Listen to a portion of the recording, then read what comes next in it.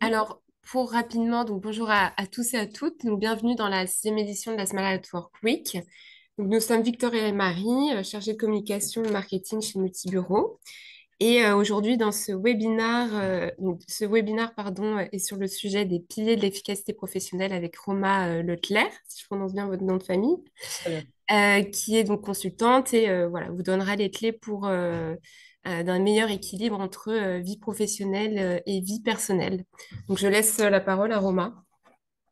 Merci beaucoup. Alors, bonjour à tous. Donc, moi, Roma Leclerc, je suis spécialisée en communication et donc je travaille pour Goldmap depuis 1 an et demi, donc qui est cabinet de formation, sensibilisation.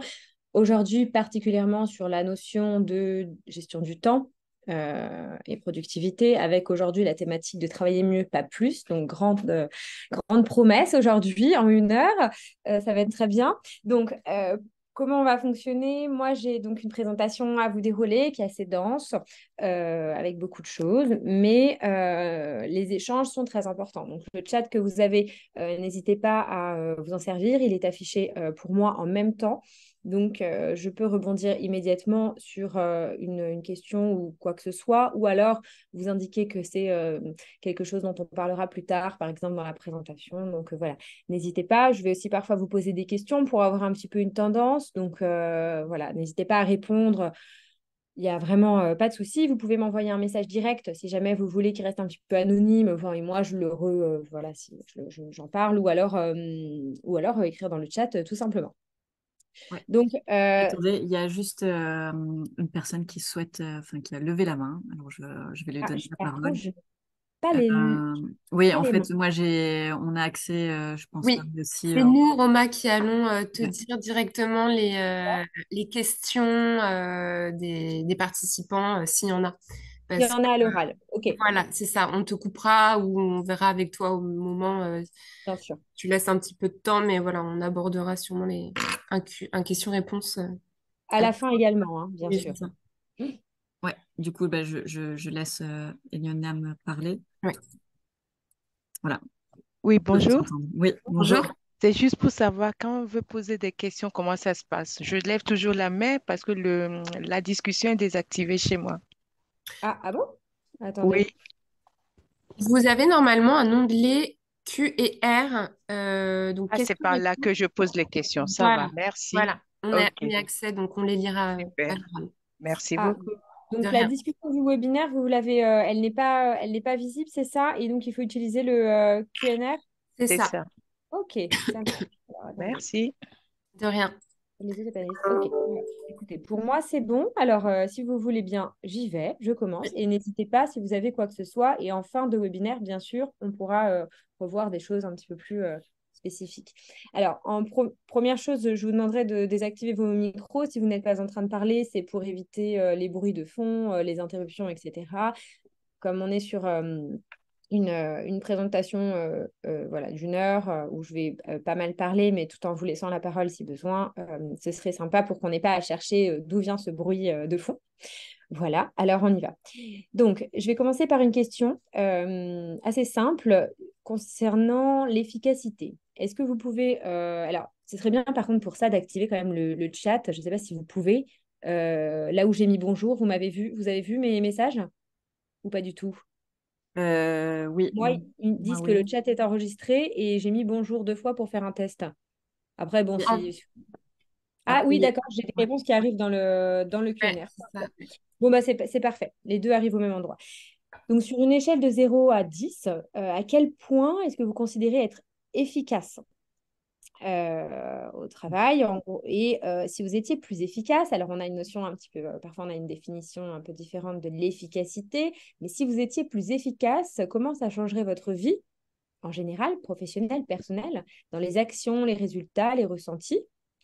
Et quels sont, selon vous, les principaux obstacles d'efficacité? C'est-à-dire qu'est-ce qui vous empêche, par exemple, pour ceux qui ont la rage, il y a beaucoup de 6 sur 10, donc on est au-dessus de la Oui, moyenne. ça, Julie à 6, une Oui, autre je les personne à vois. 6. Ouais. Mm. Voilà, donc en fait, là, vous êtes à 6. Quels sont les obstacles qui vous empêchent d'atteindre 10? quelles seraient les actions, les résultats, les ressentis si vous aviez une note, en tout cas une notation plus importante. Donc là, on a effectivement diminution du stress, anxiété, le manque de discipline, donc ça, c'est pour les obstacles, comme j'imagine. Voilà, donc là, vous êtes autour de 6, donc ce qui est déjà quand même bon, voilà, ce qui est déjà ça, mais effectivement, ce qui est perfectible. Donc, c'est intéressant déjà de se poser la question soi-même, est-ce que j'ai l'impression, moi, d'être efficace au quotidien? Ça nous donne quand même une tendance de ce qu'on souhaiterait un petit peu voir évoluer. Aujourd'hui, on va aborder 5 points, donc qui vont être la déconnexion numérique, la fin du multitasking, on va voir ce que c'est, l'organisation des priorités, l'optimisation des usages collaboratifs. Donc là, on va être sur le travail en équipe, le travail en équipe ou à deux, en duo ou avec les clients, etc. En tout cas, la collaboration. Et on va parler de l'email en fin d'intervention. On va commencer par quelques chiffres qui sont assez récents puisqu'ils datent de 2021. C'est que chaque jour, en moyenne en France, alors là, on parle d'un adulte, euh, voilà, on n'est pas sur, on est sur un adulte. On va consulter environ 221 fois le téléphone, donc le regarder, cliquer, etc. Recevoir environ 84. Vraiment dans Puma, non? Ah, Alors, qu'est-ce que attendez, c'est? oui, allô?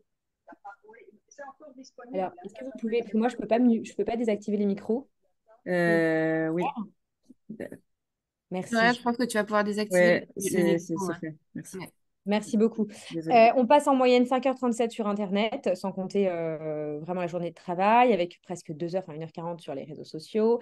On parle également qu'un tiers des managers et dirigeants admettent ne pas donner l'exemple en matière de connexion, un peu de surconnexion, au-delà des horaires, au-delà de ce qui est convenu, etc. Et on a 47% des salariés qui sont connectés le soir après le travail, mais c'est également vrai et encore plus vrai pour les auto-entrepreneurs, dirigeants d'entreprise qui sont dans une entreprise individuelle, etc. Là, on monte carrément à 82%. Donc là, on ne l'a pas ici, mais c'était 82%. Bien évidemment, c'est énorme.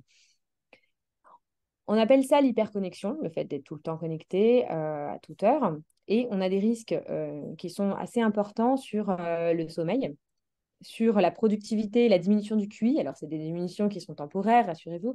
Les risques psychosociaux, donc bien sûr stress, anxiété, dépression. Et ensuite, on peut avoir aussi des problèmes de désengagement, de perte de créativité, parce qu'on est vraiment sans pause, sans déconnexion avec donc, cette hyperconnexion. On appelle l'infobésité, donc la contraction entre information et obésité, le fait d'avoir trop d'informations, surcharge informationnelle. Qu'est-ce que c'est? Typiquement, il se passe un événement dans le monde. On a une notification du monde. On a une télé derrière qui est en boucle avec une chaîne d'information continue qui nous en parle. On a un mail qui nous donne les récaps. On a plusieurs notifications d'informations. Et on a la même information 5 fois à la radio, etc., partout. Et c'est l'infobésité. C'est le fait d'avoir beaucoup d'informations et parfois la même. Est-ce qu'on a besoin vraiment d'avoir minute par minute le détail des événements de telle ou telle conférence? Pas sûr. On va se poser la question. Le travail d'aujourd'hui, puisque c'est ce qui nous intéresse, c'est le monde du travail. Donc, on fait un zoom, un focus dessus. Bien sûr, les modes de travail ont évolué, c'est assez clair. On est vraiment sur quelque chose qui a évolué vraiment les 20 dernières années, particulièrement les 10 dernières années. Et depuis le Covid, on a encore une autre évolution avec surtout le télétravail qui s'est démocratisé, le flex office, le fait de travailler n'importe où parce qu'on a des ordinateurs, des téléphones qui sont un peu performants et qui peuvent être utilisés de partout. On a une disponibilité permanente, c'est-à-dire qu'on s'est habitué à être interrompu par le travail dans notre vie personnelle, mais également interrompu par la vie personnelle dans notre travail. Donc, ce n'est pas une question d'outils. En fait, ce n'est pas l'ordinateur, le meilleur iPhone, etc. C'est vraiment une question d'usage. Le but, ce n'est pas de blâmer les outils, d'avoir de plus en plus de choses qui sont connectées. C'est vraiment d'essayer de se poser la question sans culpabiliser. Le but, voilà, c'est pas d'être dans la morale, hein, mais de juste se poser la question sur l'usage qu'on en fait et quel est ce vers quoi on tend en termes d'organisation avec la connexion et les outils numériques. Donc, on assiste à ça, le blurring. Donc, le blurring, c'est, ça veut dire floutage, voilà, c'est qu'en fait, on n'a plus ce moment vraiment où on quitte le bureau en laissant notre ordinateur fixe, notre poste de téléphone fixe, et on rentre chez nous et on se déconnecte complètement du travail. Ça devient très rare, pour certaines professions, mais voilà, c'est quand même très rare. On emmène un peu partout notre vie professionnelle et notre vie personnelle à tout moment de la vie. Donc, on a cette frontière qui est complètement effacée et ces moments qui sont entremêlés tout au long de la journée.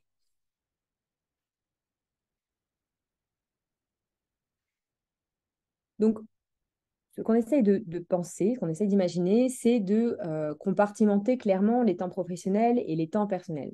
C'est-à-dire que quand on travaille en équipe, on essaye quand même de se dire, voilà, disons pour commencer, hein, ça dépend à quelle étape et quels est les usages et les habitudes de l'équipe, mais par exemple en équipe ou même en solo, on se dit, voilà, après 18h, après 17h, après 19h, en fonction du temps et de ses habitudes et de son travail, je décide qu'à ce moment-là, je coupe, que ça devient mon moment de vie personnelle. Si c'est compliqué, on peut commencer par un jour, c'est-à-dire le vendredi soir, et ensuite essayer de se mettre des horaires, de se mettre quelques petites contraintes sans perturber complètement, chambouler complètement son organisation de travail actuelle, si on est hyper connecté, mais essayer quand même de prendre conscience, ah oui, alors là, j'étais censée partir ou faire ci, ranger mon téléphone à telle heure, et finalement, je l'ai posé 3 heures après, etc.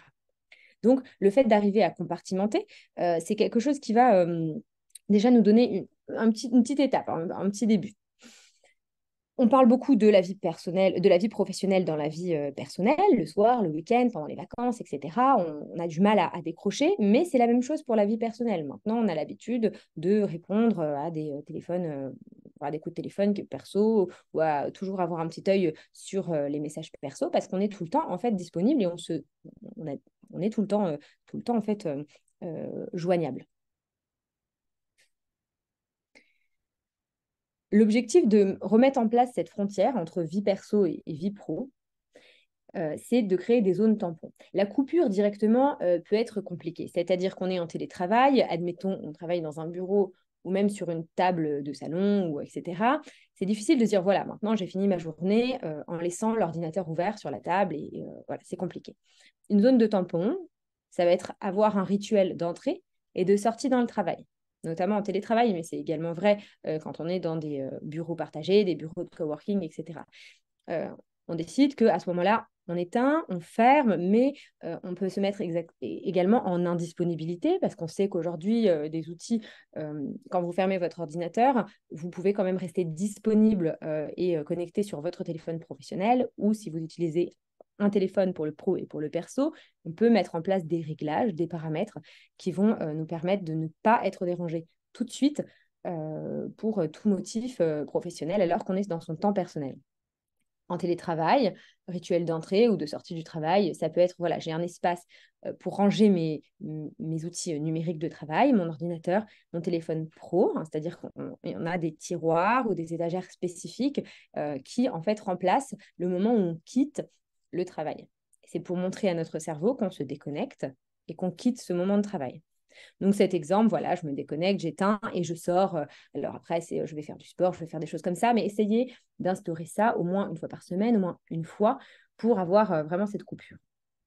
On va avoir un gain de productivité si on essaye de mettre quelque chose en place juste après l'heure à laquelle on a décidé d'arrêter de travailler. Quand on est dans le cadre d'une auto-entreprise, d'un travail où on est dirigeant, etc., parfois c'est difficile. Il y a des imprévus, des choses comme ça. Il ne faut pas prendre ça pour un échec, etc. Le fait de tendre vers une remise en place de zones de zone de je travaille, je ne travaille pas. Là, je déconnecte complètement et je n'ai pas quand même cette petite alerte et cette petite charge de j'ai mon téléphone pro dans la poche qui peut sonner. C'est déjà un pas vers la déconnexion numérique. On y va tranquillement, pas en train de se créer du stress supplémentaire. On essaye d'analyser les conséquences sur notre sommeil, c'est-à-dire, est-ce que quand je me réveille le matin, je suis crevée parce que le soir, j'ai travaillé trop tard, ou au contraire, parce que j'ai pas travaillé jusqu'à minuit, mais comme j'ai fini ma journée tard, j'ai mangé tard, donc j'ai eu ensuite besoin de décompresser, des séries, un apéro, enfin voilà, peu importe, bien évidemment, une zone un petit peu de décompression. Et finalement, j'ai dormi 4 heures ou j'ai dormi 5 heures et donc je suis crevée et c'est compliqué.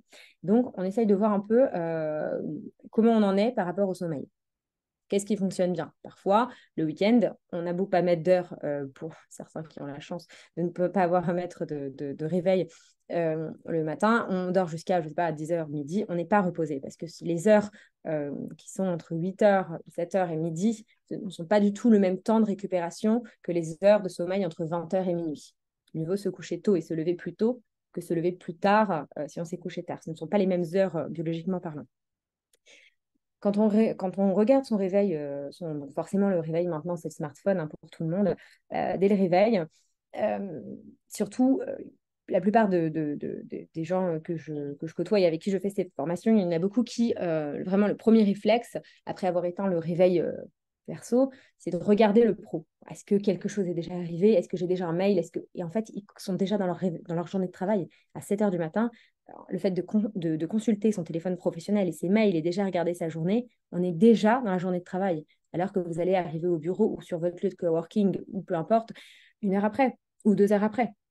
Et c'est vraiment déjà ça, cette frontière qui est compliquée. Le fait de se dire, OK, là, je prends un temps pour me réveiller, pour me préparer, pour faire quelque chose, une routine du matin qui va me mettre dans un bon état d'esprit pour bien travailler. Et je vais regarder mon téléphone professionnel plus tard, quand vraiment je serai OK pour travailler. C'est-à-dire que vous allez ouvrir votre téléphone à 7 heures du matin, vous allez voir une urgence. C'est très compliqué de se dire, OK, je ne pourrai répondre à cette urgence ou je ne pourrai faire ce travail, ce qu'on m'a demandé, que dans 1 heure, quand je serai au bureau, quand j'aurai allumé mon téléphone, quand mon collègue sera là, etc. Pareil pour le soir. Bon, vous savez vous connaissez un petit peu la lumière des écrans le soir par rapport au temps d'endormissement, etc. Là, c'est quelque chose sur lequel on est en train de faire des recherches, mais c'est vrai que de s'habituer à arrêter de regarder les écrans plusieurs heures avant de se coucher et remplacer par exemple par un livre, même 2, 3 pages d'un livre, ça change complètement la vision que le cerveau a de cette période pré-endormissement et ça aide vraiment à l'endormissement serein. Si c'est compliqué au début, on peut très bien voilà, couper 10 minutes avant, ensuite 20, ensuite 30, et puis à la fin, sans s'en rendre compte, on a lu 5 bouquins dans le mois, on est très content. Pareil pour les temps de transport au travail, on essaye de ne pas être connecté sur son téléphone. On a beaucoup de personnes qui ont des livres qui ne sont lus que dans les transports en commun. Il n'y a pas de téléphone dans les transports en commun, ils lisent un livre et une fois arrivés, ils se mettent à travailler. Parce que sinon, la tentation de commencer à travailler et à répondre à ses mails dans les transports en commun est trop forte et trop stressante d'ailleurs par rapport à la charge mentale. On peut multiplier donc les temps de déconnexion, c'est-à-dire on distingue... On l'a mis ça déjà? Ah oui, on multiplie les temps sacrés déconnectés. Donc, effectivement, même le mettre dans son agenda, le mettre dans un agenda papier, etc. Là, zéro écran. Il y a des familles, parce qu'on, bien sûr, on va essayer de contaminer la famille. Hein. Si on se met à la déconnexion, on essaye de mettre, de le faire tous ensemble. Ça marche toujours mieux quand on est en groupe. Donc, on essaye d'avoir un temps déconnecté. Voilà, dimanche matin déconnecté ou vendredi soir, etc. On essaye de mettre le téléphone en mode avion, etc. pendant les repas. Voilà, se mettre des petites règles comme ça qui sont faciles et qui vont commencer déjà à nous faire prendre un petit peu de recul par rapport aux outils numériques, par rapport au téléphone, l'ordinateur. Et donc, toute cette zone de travail où on est censé être en temps de repos. Voilà, la nature hors du vide, oui, c'est parce que maintenant, on n'aime pas attendre sans rien faire. Quand vous êtes dans une file d'attente, il y a beaucoup de personnes qui sont en train de scroller sur leur téléphone euh, pour remplir un peu ce temps qu'on passait avant à juste flâner et regarder ce qui se passait autour de nous. Donc, on essaie bien sûr de prendre conscience, en fait, de redevenir acteur de son temps libre. On se dit, voilà, pourquoi j'arrive pas à apprendre le piano alors que ça fait 2 ans que je dis que je dois le faire et qu'il y a 24 heures dans une journée, que je bosse au maximum 10 heures, qu'il me reste 14, que je dors 7, qu'est-ce que je fais de ces 7 heures? Voilà. Et est-ce que je suis en train d'être sur mon téléphone à faire de l'infobésité, à me un peu trop connecter pour des choses qui forcément sont pas très très importantes, ou est-ce que j'essaye de me discipliner et de remettre un peu de cadre dans l'utilisation que je fais de mon temps libre. Et donc, voilà. On peut effectivement se fixer des objectifs, comme on disait, là, jouer de la musique, pratiquer un sport, etc. Et c'est à ce moment-là, généralement, qu'on parle quand même des notions de temps d'écran. Donc, si vous avez un iPhone, vous avez l'application intégrée de temps d'écran qui est très bien faite pour voir un petit peu ce que vous faites de votre temps sur les écrans. Combien de temps sur les réseaux sociaux, combien de notifications, à quelle heure, combien de fois vous avez cliqué, etc. Et vous pouvez vous mettre des limites, rien que pour avoir une prise de conscience. Ça veut dire que vous dites, voilà, au bout d'1 heure sur les réseaux sociaux, préviens-moi ou arrête. Bien sûr, vous pourrez dire, je continue. Mais ça vous dira, c'est bon, tu as passé 1 heure aujourd'hui sur les réseaux sociaux, maintenant tu peux peut-être faire autre chose. C'est un petit peu un temps d'écran qu'on peut aussi mettre sur le portable des enfants, des adolescents. Mais là, on peut se le mettre à nous-mêmes juste pour avoir une prise de conscience. C'est assez bien fait. Et si vous n'avez pas d'iPhone, sur Android, c'est pareil. On peut également avoir des applications qui sont très bien faites pour contrôler le temps d'écran.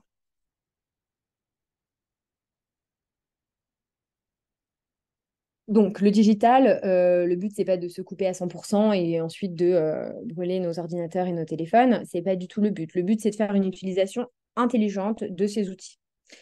On a dit qu'en moyenne, on était 1h20 sur les réseaux sociaux, donc peu importe hein, l'âge, les habitudes, etc. On peut essayer de faire un point et d'enlever déjà, commencer par les notifications, c'est-à-dire quand on est mentionné ou tout ce qui est notification, déjà le fait de ne pas être appelé par l'application va nous faire l'utiliser moins. On peut commencer, si vous ne voulez pas les supprimer totalement, etc., bien sûr, vous mettre mettre trop de cadres et trop de restrictions sur le temps d'écran de ces applications, on peut commencer par les notifs. Ça va créer de la distance un peu avec le téléphone. Il y a même des personnes qui vont supprimer pendant les vacances toutes les applications de réseaux sociaux et les remettre après. Ça ne change rien, mais en tout cas, elles ont vraiment coupé, pas de notification, pas de tentation rapide de cliquer dessus, etc. Il existe aussi des applications qui vous font faire des maths, des calculs de maths ou des choses comme ça avant de pouvoir accéder à votre contenu. C'est un peu drôle, il faut avoir 2 minutes pour faire ça. Bon, il y en a qui s'amusent beaucoup, il y en a qui ne s'amusent pas du tout, mais en tout cas, ça existe, je vous le dis. Concernant les distractions à la racine, c'est-à-dire, bien sûr, on peut aller s'occuper de tout ce qui est publicité, les newsletters. Prenons le réflexe, maintenant, les annonceurs, les marques, etc., bon, nous envoient beaucoup de contenu marketing, de notifications, mais aussi beaucoup de mailing encore. Prenons le réflexe de prendre 1 heure, alors ça dépend combien vous en recevez, mais de prendre au moins, ouais, disons 20 minutes et 1 heure pour regarder tout ce qu'on a reçu ces dernières semaines. Ce n'est pas parce qu'on a acheté une fois quelque chose pour un cadeau qu'on doit recevoir leur pub 2 fois par semaine.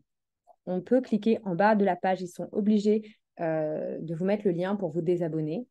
Quand il s'agit d'une newsletter, disons un petit peu artisanale, ça veut dire que vous êtes dans une liste de diffusion et c'est quelqu'un qui envoie, n'hésitez pas à répondre en lui disant voilà, bonjour, je ne suis pas intéressée par les services. Et donc là, on prend à la racine, vous n'allez plus recevoir tous ces messages, tous ces mails à traiter. Donc vraiment, et avec l'iPhone, vous pouvez tout de suite cliquer en haut sur l'option de désabonnement et en fait, Apple s'en occupe pour vous. Et ça c'est vraiment un réflexe à prendre quand vous recevez une fois un mail qui ne vous est pas, n'est pas intéressant pour vous, désabonnez-vous tout de suite. Donc, on peut très bien désencombrer son espace digital avec, bien évidemment, supprimer ses applications, etc. Vous avez maintenant, avec l'iPhone ou avec Android, des applications qui n'ont pas été utilisées depuis longtemps, qui vont se cacher, se mettre un peu en arrière-plan pour vous montrer que vous ne les utilisez pas et qu'on pourrait les supprimer.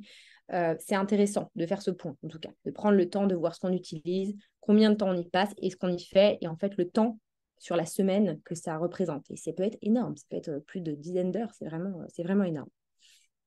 Est-ce que vous avez des questions sur ces outils et sur les choses dont j'ai parlé de gestion du temps d'écran, des applications à rajouter, comment faire pour trier, etc. Est-ce que vous avez... Alors oui, normalement, le support sera disponible. Je viens de voir la question, pardon. Est-ce que vous avez des questions là-dessus ou c'est assez clair? Alors, je continue.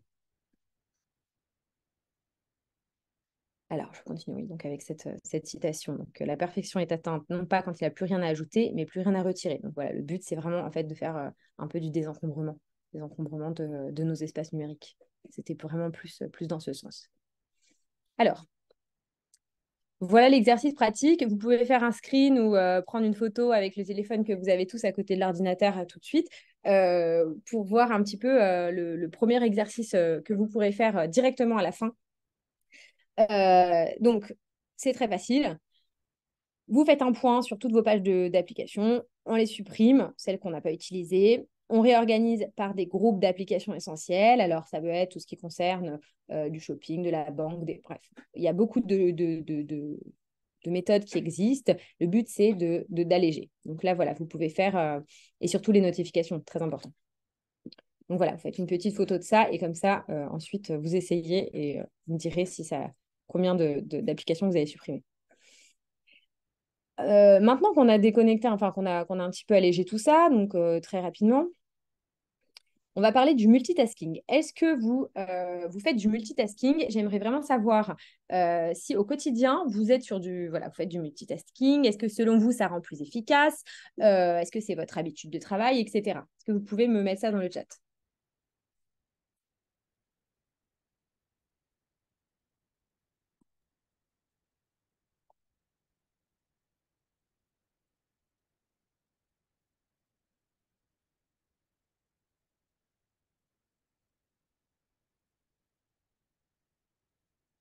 Focus, donc on a des réponses, ok. Prenez l'efficacité à mon sens. Et en fait, on est tous pris par faire du multitasking, c'est-à-dire que on est en train de faire quelque chose sur l'ordinateur et là, on a un email qui arrive ou un appel qui arrive. C'est déjà rien que le fait de l'entendre, donc d'être dérangé par cette notification d'appel ou de mail, on a déjà une partie de notre cerveau qui est partie sur l'autre tâche. Et donc, d'où l'importance des notifications, de désactiver ou de reparamétrer correctement ces notifications. Donc, en fait, bon, tout le monde le sait, je pense, une habitude, voilà, donc là, vous avez une habitude, donne le bain en préparant le repas, en faisant la vaisselle, en regardant le journal. Ah oui, bah, c'est beaucoup ça. Donc, le multitasking, effectivement, c'est le fait de réaliser en apparence plusieurs tâches simultanément. Le cerveau, en réalité, n'est pas vraiment capable de traiter plusieurs activités à la fois. Alors oui, mais de manière efficace, très concentrée et avec la même efficacité que si vous faisiez que ça, non. C'est souvent assez inefficace, assez contre-productif. Il y a une étude qui montre que ça fait perdre 10 points de QI temporairement, hein, rassurez-vous, pas à chaque fois, parce que sinon on aurait des problèmes. Mais c'est vrai que c'est quelque chose qui peut, oui, pour des petites tâches, on va dire des tâches un petit peu robots, etc. Et encore, il y a beaucoup plus d'erreurs quand on fait ça en multitasking simultanément. Donc là, c'est ce qu'on va voir aujourd'hui. Je vais quand même vous parler des super taskers. Peut-être que vous en faites partie.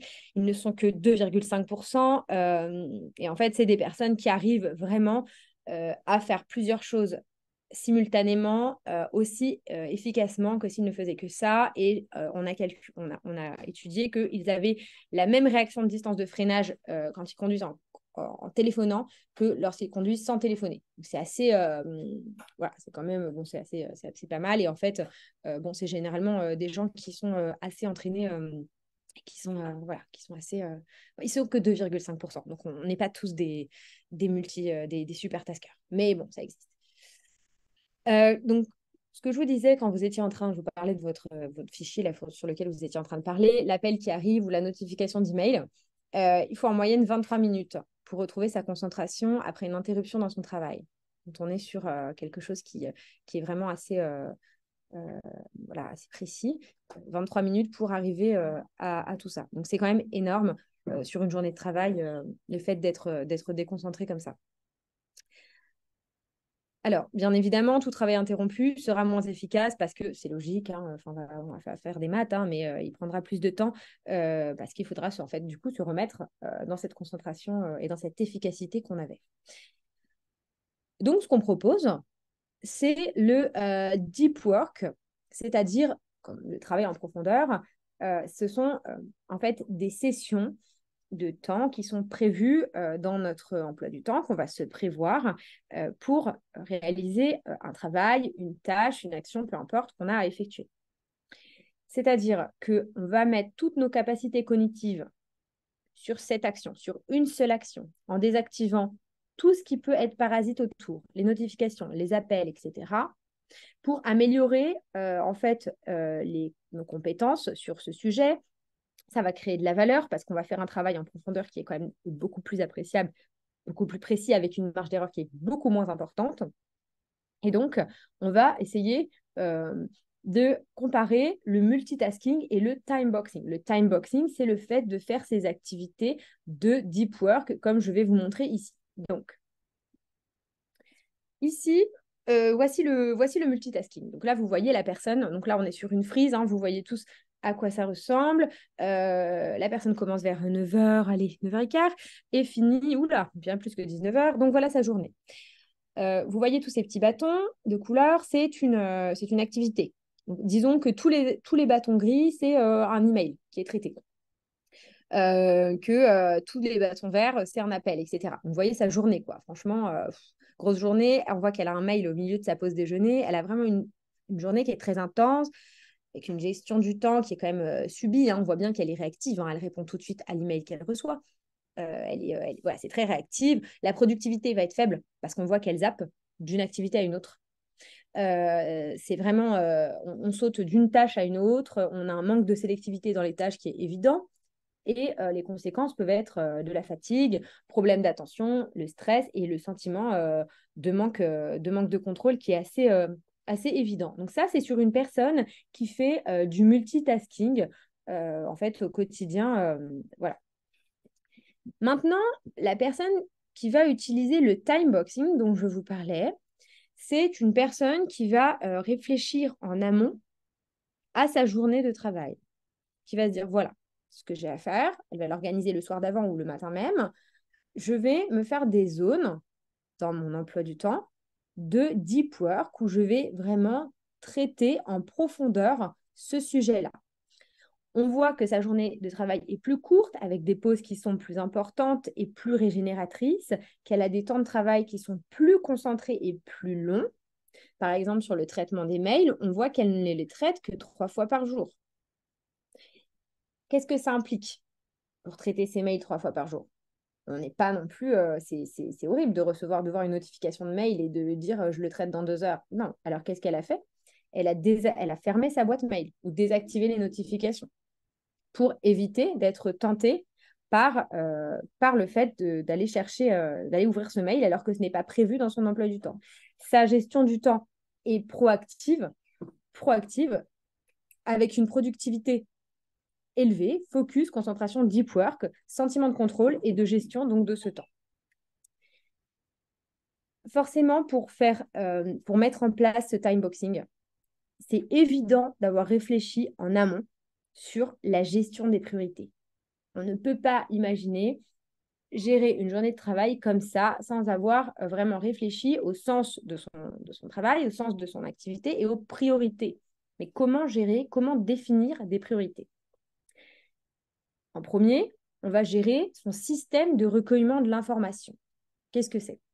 Une information, c'est ce qu'on va chercher ou ce qu'on va nous envoyer, une demande qu'on va nous faire. Donc, voici ici dans la colonne de gauche les inputs. Ce qu'on appelle les inputs, c'est tout ce qui rentre. Des notes, post-it, digitales, qu'on a prises nous après une réunion orale, des emails qui arrivent, des messages qui arrivent, peu importe par quel biais, des notifications qui arrivent et des appels. Ça, c'est tout ce qui rentre, le flux entrant de notifications dans notre journée, enfin d'informations. Le filtre. Qu'est-ce que c'est le filtre? Le filtre, c'est nous. C'est ce qu'on en fait, comment on a organisé, etc. Et forcément, tout ça, on va devoir le traiter. Si c'est un événement, immédiatement, on le planifie, on le met dans le calendrier. Il est géré. Si ça arrive, tout ce qui arrive, ça peut être aussi un document à classer. Donc, réfléchir réfléchir dans cette grande réflexion à un système de fichiers cohérent, en cohérence avec nos outils mailing. Si c'est une tâche, c'est quelque chose qu'il faut faire, on la met en to-do list. On utilise une seule to-do list à un seul endroit. On évite la to-do list papier, la to-do list sur notes de téléphone et la to-do list sur Google, quoi. Enfin, il faut une seule to-do list globale. Si c'est une tâche à faire qui prend moins de 2 minutes, on peut la faire immédiatement. Ça prend plus de temps de la reprogrammer que de la faire immédiatement. Genre, si on reçoit, oui, est-ce que tu peux m'envoyer ce fichier? On ne va pas mettre dans la to-do list envoyer ce fichier. Ça prend moins de 2 minutes, le fichier est là, on répond tout de suite, on est débarrassé. Si c'est plus de 2 minutes, on la programme, on la reporte. Si on ne sait pas ce que c'est, en bas, le c'est un appel qui ne nous est pas destiné, un email qui ne nous est pas destiné, une perte de temps, quoi. Des inscriptions, poubelles, en tout cas, on va à la source pour voir d'où ça vient, pourquoi c'est arrivé et surtout, comment faire pour que ça n'arrive pas à nouveau, pour qu'on ne soit pas encore à nouveau pollué par quelque chose qui va nous faire perdre du temps et de la productivité. Donc, comment savoir ce qui est à prioriser? On utilise donc cette matrice que vous avez sûrement déjà vue, la matrice d'Eisenhower, elle s'appelle. On a quatre espaces, là vous voyez, donc c'est divisé en quatre espaces, donc ce carré, avec urgent, pas important, important. On va recevoir une demande de quelqu'un. Donc là, je vous donne des exemples concrets. Quelqu'un qui demande un devis voilà, pour votre activité, etc. On se pose la question de si c'est urgent ou pas, ou si c'est important ou pas. Disons que dans vos conditions, vous avez donné vous envoyez les devis sous 72 heures. Bon, c'est pas urgent à la minute parce que vous avez 72 heures et que la personne le sait. Par contre, c'est très important parce que c'est les devis qui vous font vivre parce que c'est des devis qui se transforment en contrat. Donc là, on va le ranger dans important, pas urgent. Et vous faites la même chose pour toutes ces choses-là. C'est-à-dire tout ce que vous recevez, tout ce qui vous prend du temps, il faut prendre le temps de le mettre dans une matrice. C'est pas facile d'arriver, ça demande de l'entraînement. On a du mal à différencier urgent et important. Mais c'est quelque chose, c'est un travail qu'il faut vraiment faire par rapport à vos tâches du quotidien pour arriver à vous organiser. Ce qui est donc en bas à droite, dans le cadran pas urgent, pas important, on a l'impression que c'est quelque chose qu'on ne fait pas, etc. au quotidien. Et ce n'est pas vrai. En fait, c'est quelque chose qui nous fait perdre beaucoup de temps. Le travail trivial ou les activités, par exemple, qu'on rajoute ou dans le cadre de la vie professionnelle, des petites choses qu'on pourrait mieux optimiser, qu'on pourrait mieux organiser, qui nous font perdre beaucoup de temps. Voilà, ce sont des choses qu'on pourrait automatiser. Par exemple, tri des emails, on peut très bien mettre en place des règles de tri automatique d'emails qui vont faire que ça se fait tout seul et qu'on n'aura pas à faire ces tâches qui seraient rangées dans pas important, pas urgent. Mais bien sûr, c'est mieux quand même de le faire parce que ça fait une boîte mail qui est plus rangée et mieux organisée, mais c'est ni urgent ni important. Pas important, mais urgent. C'est des interruptions qui sont des distractions évitables, des réunions non nécessaires, des emails et des tâches, des appels un peu sans important. C'est des choses qu'on peut, si on traite à la racine, éviter ou alors déléguer dans certains cas. En fait, on passerait 30 à 40% de notre temps en Q3, Q4, donc qui sont pas importants, urgents et pas importants, pas urgents. 30 à 40% de notre temps. Donc, c'est énorme. Et ça, on peut ranger tout ce qui est messagerie instantanée, réseaux sociaux, etc., dans ces voleurs de temps.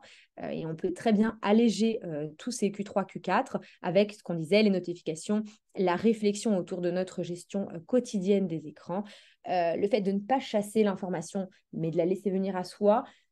Il vaut mieux être abonné à une bonne newsletter, une seule newsletter par jour qui va nous récapituler l'information de la journée et désactiver toutes nos autres applications d'information en direct. Par exemple, vous voyez, ça c'est à voir. On peut donc, voilà, on l'a vu, les newsletters, les publicités, tous les appels, non, on peut très bien les éviter, envoyer sur la messagerie pour faire un premier filtre, etc., en fonction de la manière dont on veut le faire. Et toujours se poser la question de est-ce que j'ai une valeur ajoutée à être présent à cette réunion ou pas. Et ça, c'est très important parce que les réunions, quand on fait beaucoup de réunions, on appelle ça les réunionites en entreprise, hein, vous connaissez, c'est vraiment des voleurs de temps. Parfois, un bon compte-rendu de 2 minutes vaut mieux que 2 heures de réunion quand on n'était pas vraiment utile à ce stade-là du projet dans la réunion. Alors moi, j'aimerais bien savoir, dans votre cas, les tâches inessentielles Q3, Q4 que vous accomplissez régulièrement dans le cadre de votre travail. Et comment vous pourriez vous y prendre pour les réduire. Est-ce que vous avez là des choses qui sont venues quand je vous ai montré cette matrice de, ah oui, non, mais ça, c'est pas important, pas urgent, c'est pas important, je dois le faire tout le temps, ça me prend beaucoup de temps, etc. Est-ce que là, vous avez déjà identifié des choses sur lesquelles vous pourriez un peu travailler ou pas?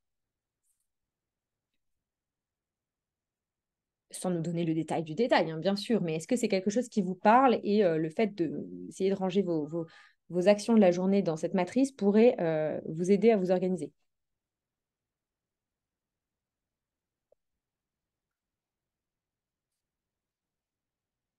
Oui, on reçoit des réponses. Hein.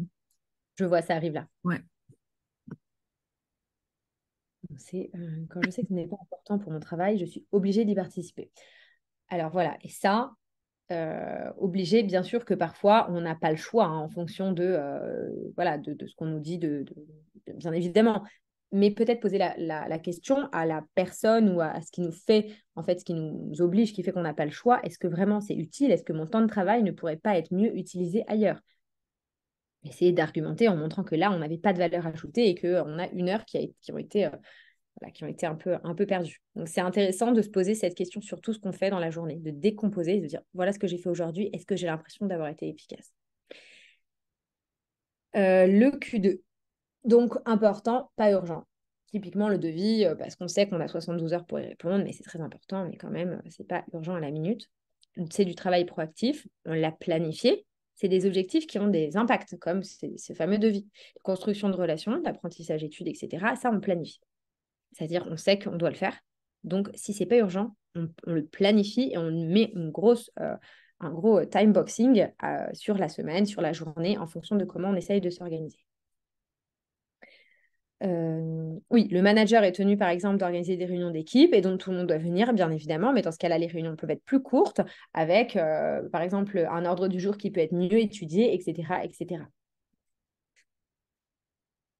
Donc, planifier les gros cailloux. Gros cailloux, ce qu'on appelle Q2, donc c'est ça, pas urgent, important. Donc, on les anticipe, on fait mieux plutôt que faire en concentrant son énergie et on les intègre harmonieusement aux priorités, comme vous avez vu dans le time boxing. Le résultat, donc forcément, les résultats sont quand même beaucoup plus intéressants en termes de productivité parce qu'on les a bien planifiés et qu'on sait qu'on a le temps pour les faire. Le Q1, donc le cadran 1, ça, c'est vraiment important, urgent, et souvent on a tendance à mettre des éléments qui devraient être dans les autres cadrans dans ce cadran-là parce qu'on ne sait pas vraiment les dissocier. Donc ça va être bien évidemment tout ce qui est réunion d'urgence, échéance pressante, événement inattendu, c'est l'inattendu en fait. C'est-à-dire que quand vous voyez la matrice du time boxing, vous avez vu qu'il y avait plein de petites pauses, plein de petits blancs. Ces créneaux-là sont là pour le Q1 et ne perturbent pas une organisation de journée que vous êtes déjà faite. On a déjà parlé tout à l'heure très rapidement de la to-do list. C'est quelque chose qui est important. Donc déjà, le fait de l'avoir qu'à un seul endroit, c'est important. On a une master list, ça veut dire en gros ce que je dois faire en général. De là, on sort une liste hebdomadaire et de là, on sort une liste du jour. Et on essaye de la revoir 1 fois par jour pour essayer de la réorganiser et en fait pour sortir des tâches et les mettre dans notre planification de la journée, de la semaine. C'est assez essentiel d'essayer de fonctionner avec une to-do list parce que il y a beaucoup de gens qui disent « moi, j'ai la to-do list dans ma tête, etc. » Mais ça crée quand même quelque chose une charge mentale, quelque chose qui reste un peu beaucoup dans la tête et c'est mieux de la planifier, au moins 1 fois qu'elle est écrite et qu'elle est planifiée, c'est quand même beaucoup mieux. Chacun son style, hein, ça peut être sur papier, etc. Peu importe la forme, mais tout au même endroit. Et c'est-à-dire le processus qui va avec l'outil, c'est que tous les jours, on revoit sa to-do list. Quelque chose qui était là aujourd'hui, qu'on n'a pas eu le temps de faire, on la replanifie pour demain. Voilà, ce genre de choses. Et au fil de l'eau, on va apprendre à mettre une organisation efficace. Donc, essayez de préparer votre to-do list pour la journée ou pour demain. Ça, c'est un exercice déjà qui va être intéressant. Quand vous faites votre to-do list, vous allez sortir les tâches et dire « Ok, ça, je dois le faire aujourd'hui, je vais le faire quand ?» On essaye de tenir en fait compte de son rythme de vigilance. Là, vous voyez ici le rythme classique de vigilance entre 8 heures et 8 heures, donc sur 24 heures d'une personne. On a des pics de performance, donc des pics où on va être quand même beaucoup plus efficace, beaucoup plus concentré, aux alentours de 10 heures, de 16 heures. Et donc, c'est là qu'on va mettre des tâches qui demandent beaucoup de concentration et une performance optimale. On peut mettre des tâches mécaniques comme faire sa to-do list, traiter ses mails, faire des choses un petit peu plus mécaniques lors des creux. On appelle ça les creux d'hypovigilance. Et on est un petit peu en digestion, etc., fin de journée, fin de matinée, etc. Là, voilà, on peut organiser sa liste comme ça. Il y a des personnes qui vont être très productives le matin. On va mettre des tâches qui nécessitent de la concentration plutôt à ce moment-là. Pour optimiser donc les usages collaboratifs, on va parler, donc là je passe à la communication après. Donc une fois qu'on a fait sa to-do list, qu'on est prêt, qu'on a sa journée, etc., maintenant on communique avec les gens. Est-ce que vous connaissez la différence alors attendez, j'ai une question, pardon. Est-ce qu'il est préférable d'avoir une to-do list boulot et une to-do list pour la vie perso? Alors oui, pourquoi? Parce qu'on a déconnecté déjà cette journée. On arrive au boulot, on a la to-do list boulot qui est au boulot. Une fois qu'on a fermé l'ordinateur et fermé le téléphone, là, on a notre to-do list perso. Et donc oui, bien évidemment, on a deux to-do list qui sont différentes parce qu'on est sur des temps qui sont différents pour éviter justement cette hyperconnexion si on mélange en fait tout. On essaye d'avoir vraiment deux endroits. On est le travailleur et on est le civil, comme on dit. Voilà. Donc, maintenant, les types de communication. Alors, je vais vous parler de la communication synchrone et asynchrone. Alors, vous savez ce que c'est, mais là, c'est vraiment le concept en fait.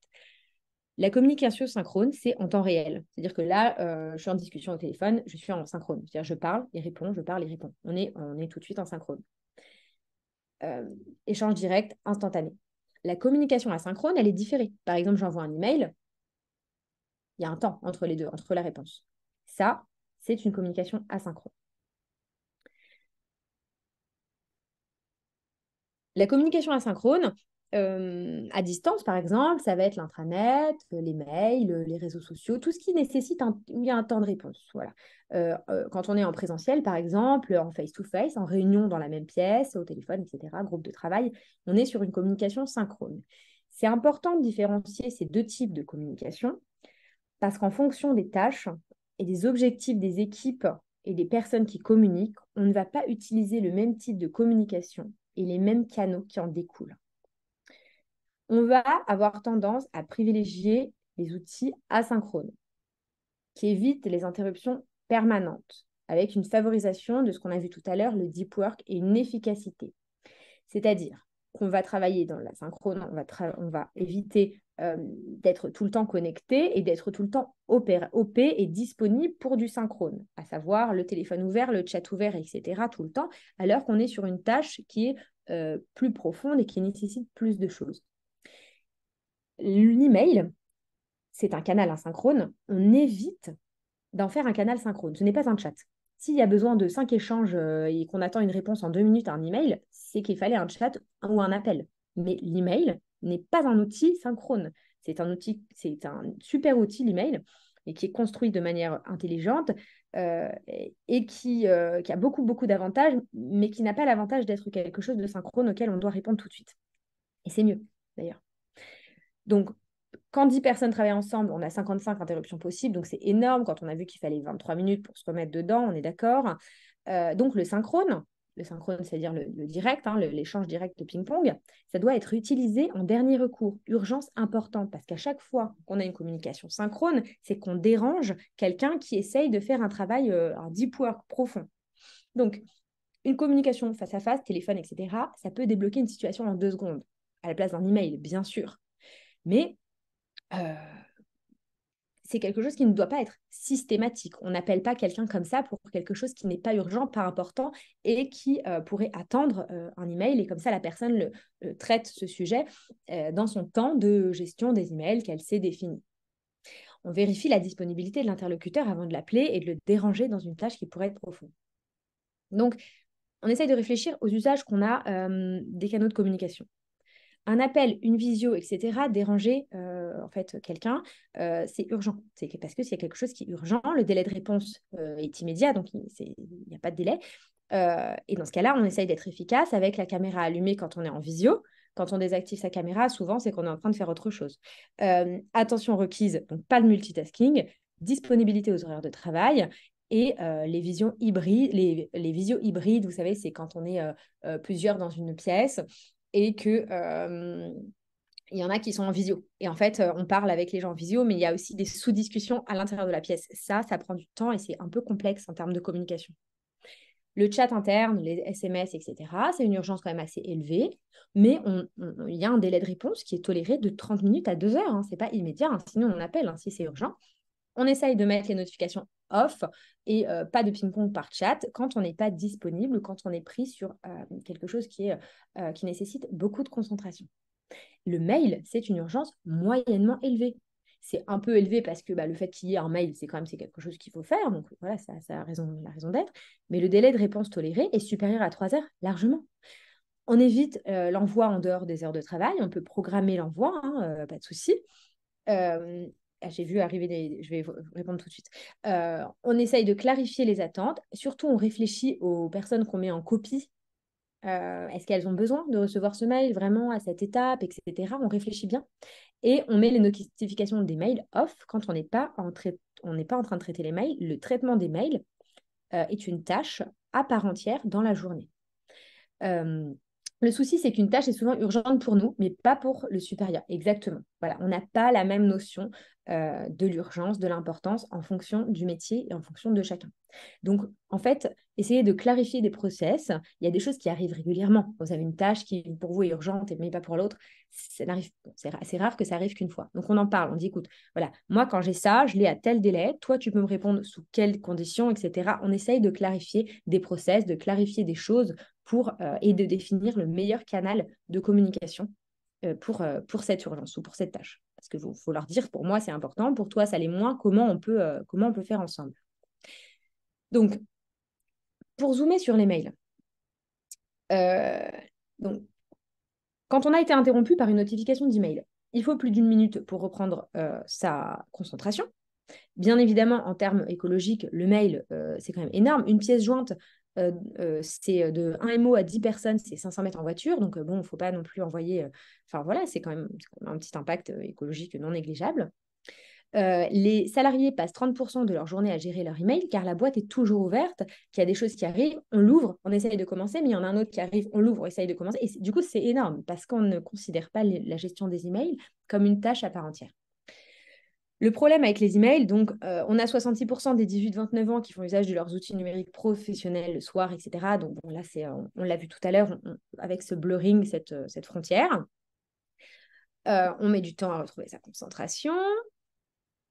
En moyenne, un salarié, mais pour les dirigeants d'entreprise, c'est plus, on consulte sa boîte mail toutes les 15 minutes environ, donc c'est énorme en termes vous savez, de coupures dans les tâches. Et 43% des Français sont interrompus en moins toutes les 10 minutes, etc., par les emails. Donc vraiment, c'est quelque chose qui fait perdre quand même beaucoup de temps. Donc la place de l'email, c'est super. De toute façon, il y a quand même très peu d'entreprises qui n'utilisent pas l'email. C'est un outil asynchrone par excellence. Ça permet de travailler de garder son rythme de travail parce qu'on peut vraiment fermer sa mailbox. Quand on traite ses mails, quand on décide qu'on est en timeboxing de traitement des emails, on peut désactiver l'entrée des mails, mais on peut quand même continuer à travailler sur la boîte mail. C'est-à-dire que si on a cette demi-heure ou cette heure où on décide de traiter ses emails et qu'on en a 40 qui arrivent en même temps, ça va être compliqué. Donc, on peut très bien désynchroniser la boîte mail. On peut donc, bien sûr, on voit bien l'email, multiplier les communications, etc., l'archivage, enfin voilà, les emails, c'est vraiment super si on les utilise correctement. Quand on traite ces mails, ce que je vous dis depuis tout à l'heure, c'est on évite le multitasking. La gestion des mails est une tâche à part entière, continue, et ça ne vient pas interrompre une autre tâche. Ce n'est pas parce qu'un mail arrive dans une autre tâche qu'on doit l'ouvrir tout de suite. Si c'est urgent, c'est un appel qui arrive, si c'est un mail, c'est qu'on peut totalement attendre de finir la tâche qu'on est en train de faire pour traiter cette demande. On détermine un moment pour traiter ces mails dans la journée. On essaye de l'intercaler, de le mettre à des moments clés de la journée. Alors, certains auront besoin de traiter les mails 3 fois par jour, d'autres 5. Ça dépend de votre activité. C'est ce que je vous disais. Voilà, le but, c'est d'arriver à une inbox 0 le soir. Traiter ces emails, ce n'est pas répondre à ces emails. Donc, comme je vous montrais tout à l'heure avec les inputs qui arrivent, en fonction, le mail qui arrive, ça va être soit une tâche qu'on va mettre dans la to-do list, un événement qu'on va mettre dans le calendrier, un document qu'on va classer, etc. On ne répond pas sauf si c'est une micro-tâche de 2 minutes. Si c'est quelque chose qui va nécessiter plus de temps, ça va aller dans la to-do list ou ça va aller directement dans l'organisation de la journée. Ok, ça va me prendre 20 minutes, je vais le mettre à telle heure aujourd'hui ou demain.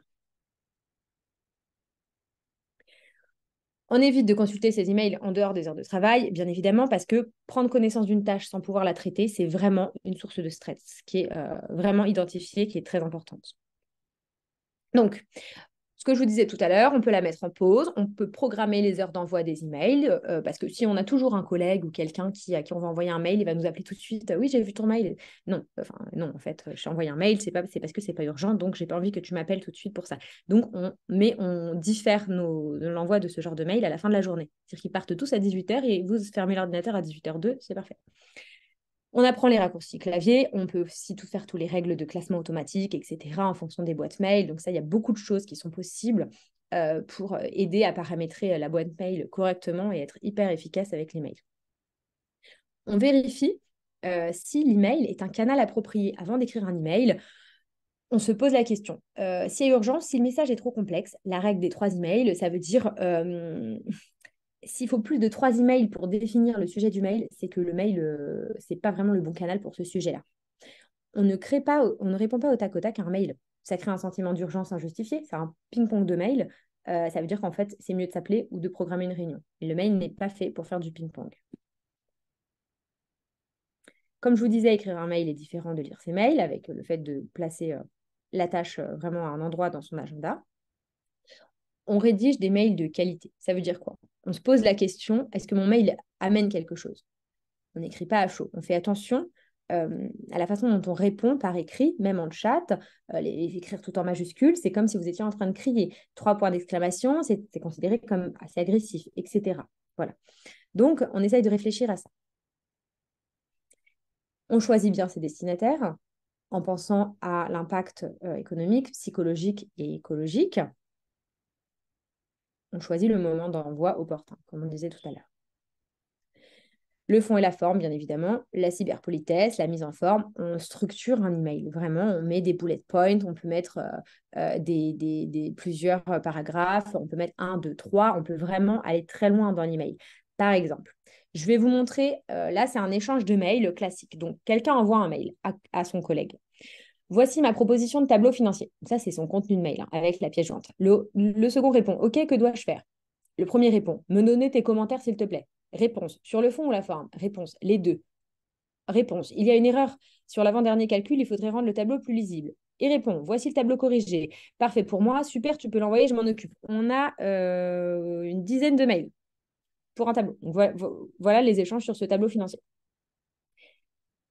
Donc, c'est pas top. On va essayer d'utiliser le concept des emails à scénario, si ou si. Voici ce qu'on aurait pu mettre à la place du premier email. Bonjour, voici ma proposition de tableau financier. Si ça te va, peux-tu transmettre à la comptabilité en me mettant en copie? Sinon, peux-tu me donner tes commentaires sur le fond ou la forme?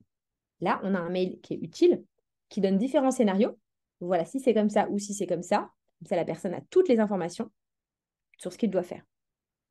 Donc, on a juste un seul échange de mails et l'autre répond en disant « Ok, très bien, j'ai fait ci ou j'ai fait ça ». On a 2 mails au lieu de 10 parce qu'on a fait un mail intelligent, bien rédigé et bien complet en termes d'informations. Rome ne s'est pas faite en un jour. Donc forcément, on choisit, vous pouvez choisir une petite idée, quelque chose dans tout ce qu'on a dit à essayer, à mettre en place, que ce soit sur les mails ou les notifications. Vous pouvez essayer ça. Et surtout, on est sur un usage, comme on a dit, raisonné. On parle aussi de multitasking. On parle de to-do list, des usages digitaux collectifs. Donc forcément, ça fait beaucoup de choses à mettre en place. Vous allez avoir des priorités qui vont être différentes, qui vont varier en fonction de ce que vous voulez faire ou pas. Donc à vous de voir comment vous voulez aborder cette déconnexion numérique et ce fait de travailler plus efficacement, mieux. Voilà. Et j'ai fini. Il est 29. Voilà. Donc, en tout cas, merci d'avoir écouté tout ça. Et maintenant, place aux questions si vous en avez. Merci à vous, Roma.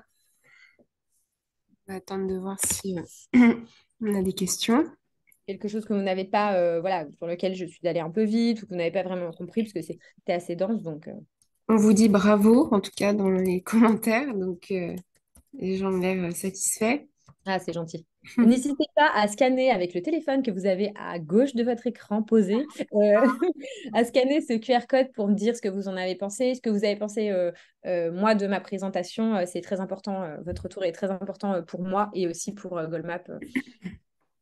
Donc, merci si vous répondez à ce petit questionnaire qui est très rapide.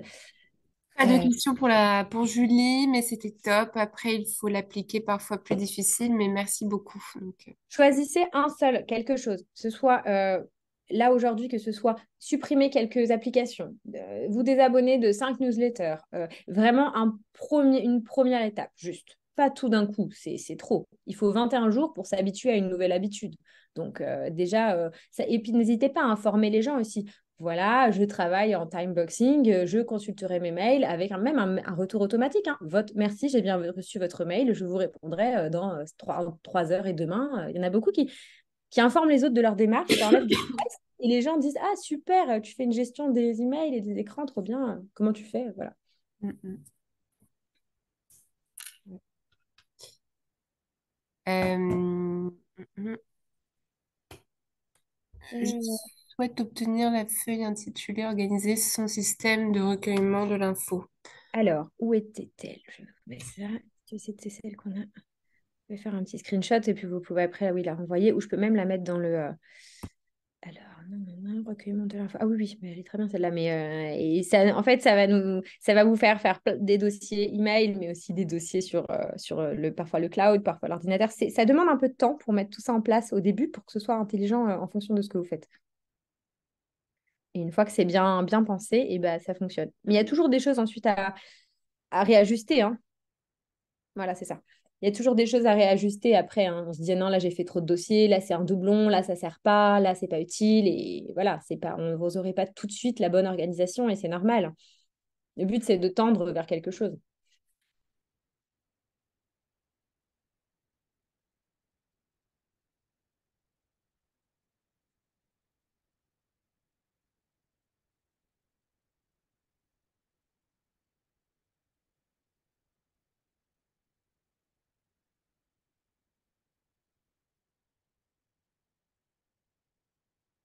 Est-ce que c'était clair? Sinon, un petit peu toutes ces idées, toutes ces choses.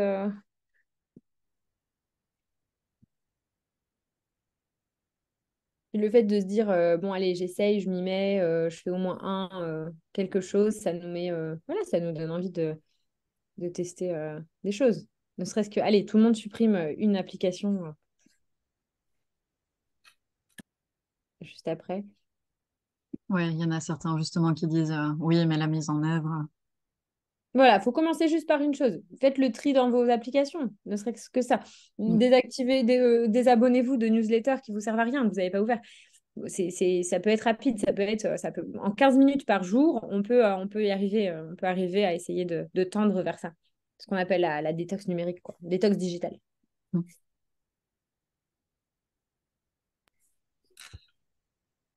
Bon, bah, en tout cas, je pense qu'on arrive à la fin des questions. Alors, aurons-nous le PowerPoint? Oui, on va vous transmettre par email un récapitulatif donc du replay puisqu'il est enregistré et normalement le document, hein. C'est bien ça, Victoria? Oui, tout à fait. Je Ouais. confirme. Donc, vous le recevrez. Alors, la date, je ne la connais pas, mais je pense que ce sera sûrement en fin de semaine. Oui, Hein. c'est ça. Oui, il faut attendre fin de semaine Voilà, ok. pour recevoir toutes les infos. Voilà. Bon, bah, Bon, bah, très bien. super. Merci beaucoup, Roma. Merci à vous Merci et à puis, vous, hein. je vous souhaite une bonne détox numérique. J'espère Oui. que vous allez tester des choses. Oui, c'est demain. C'est en tout Trop cas bien. la thématique détox numérique, c'est demain à Ah 11h30 pour ceux qui ne sont pas encore inscrits. Voilà, vous avez encore un peu le temps. bah là, c'est super parce que ça va vraiment reprendre en profondeur ce qu'on a commencé à voir pour la détox en fait. Là, on a vu un tout petit peu pour vous donner un peu des idées, mais là, oui, c'est vraiment très profond, donc c'est super. Ouais. Bon, Ah, bah, génial. super. Top. Merci. Merci. Excellente journée à tout le monde. Et puis, Roma, bonne continuation et sûrement à très bientôt. Merci, à bientôt, au Au revoir. Merci, au revoir, bonne revoir. journée. Bonne journée. Bonne journée.